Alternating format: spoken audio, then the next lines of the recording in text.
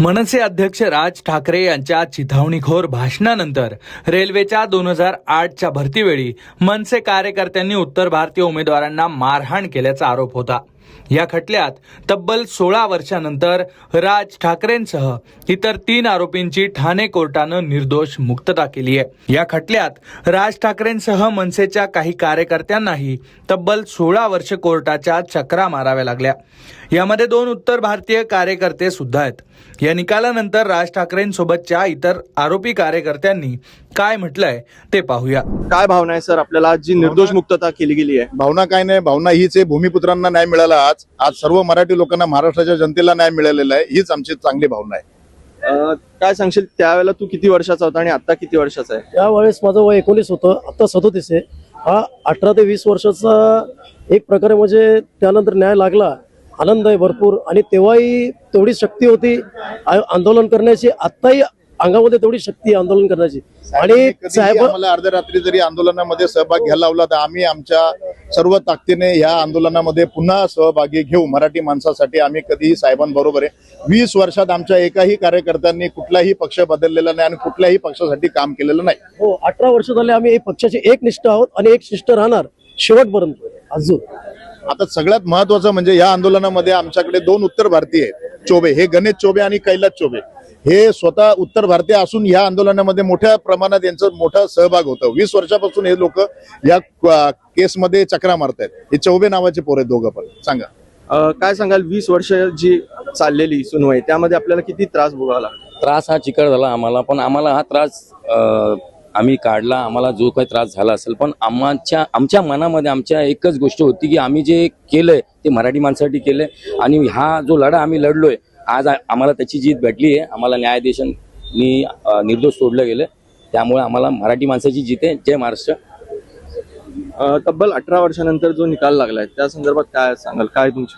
साहेब, भरपूर आनंद आहे. 18 वर्षाचा प्रवास आज संपला गेलाय आणि आज त्याची जीत झाली आहे. त्या बाबतीत आम्हाला खूप आनंद आहे. आज नवनिर्माण सेनाबरोबर जो आमचा प्रवास आहे हा पुढेही राहणार आणि पूर्ण शेवटपर्यंत राहणार. साहेब, पूर्णपैकी आम्ही साहेबांबरोबर आहोत आणि मराठी माणसासाठी हा लढा केलेला जो आज संपला आणि त्याच्या बाबतीत जज साहेबांनी आज आम्हाला निर्दोष मुक्त केलंय. कोर्टानं या प्रकरणात सर्व आरोपींना निर्दोष मुक्त करताना नेमकं काय म्हटलंय ते पहा. नाही, त्याच्याबद्दल काही टिप्पणी केली नाही. त्याच्यावरती काही टिप्पणी नाही. आरोपी नंबर 1 ते 5 जे होते म्हणजे मनसेचे कार्यकर्ते यांच्यावरती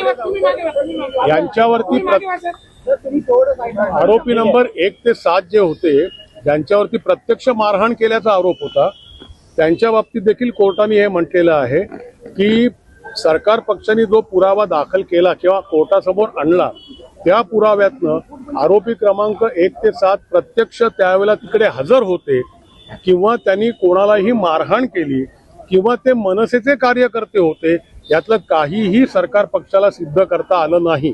आणि सगळ्यात महत्वाचं म्हणजे परप्रांतातनं विद्यार्थी परीक्षेकरता आले होते, याचाही कोणताही पुरावा सरकार पक्षाला देता आलेला नाहीये. त्यामुळे राज ठाकरेंनी काही प्रक्षोभक भाषण केलं आणि त्याच्यामुळे पुढची घटना झाली, याचाही कुठलाही संबंध सरकार पक्षाला दाखवता आलेला नाही.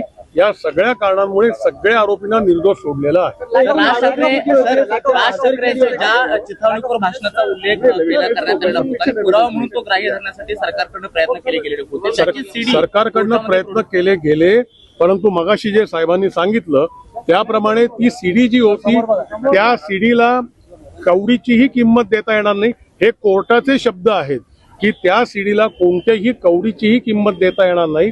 पुरावा कायद्याला अभिप्रेत असलेला जो सीडीच्या संदर्भातला पुरावा आहे तोही पुरावा सरकार पक्षाने कोर्टात दाखल केलेला नाही.